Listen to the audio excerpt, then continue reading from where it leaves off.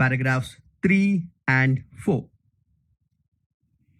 Camus has tried to come to terms with this painful situation by relying on his strength and his idea of the significance of art and the role of the writer. He explains what role art plays in his life. Camus tells that although art is something he can never live without, it is not above everything. He tells that he needs art as it helps him connect with his fellow men. He might be different from others, but he is able to form a bond and share the experience with others by portraying such relatable events. Art helps to inspire people by helping them experience common joys and sorrows. This, Camus feels, is a responsibility of the artist. The artist can never separate themselves from the people, and their responsibility subjects them to be humble and aware of the universal truth. They have a role to play in the society. He points to the fact that many people become artists because they believe that they are in certain ways different from others. However, they soon realize that their art and their identity can exist only if they accept that they are one among the people of the community. The artist has no existence isolated from the world. The artist has to attach himself in between these two worlds.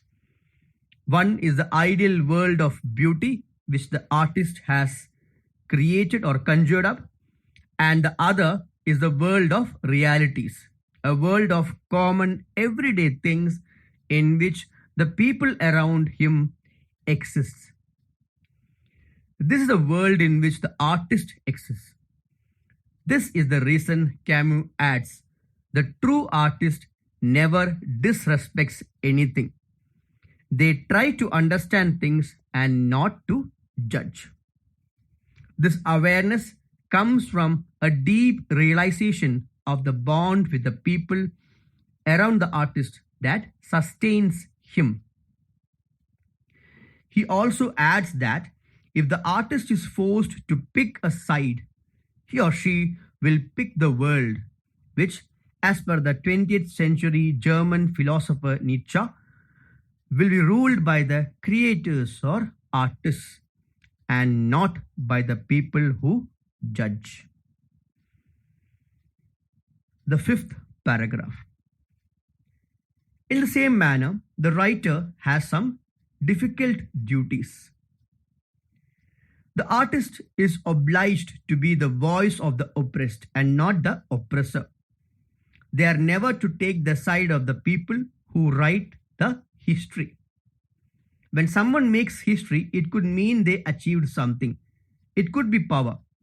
People in power write the history, and this determines how the world will see a particular event years from now.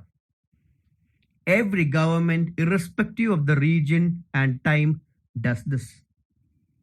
They try to iron out certain forgettable actions and try to attach themselves with certain events that are advantageous for them. The artist's job is not to aid the people in power, but to function as a voice to bring the truth out into the open. If he doesn't do it, he will lose his support as he has let down his people.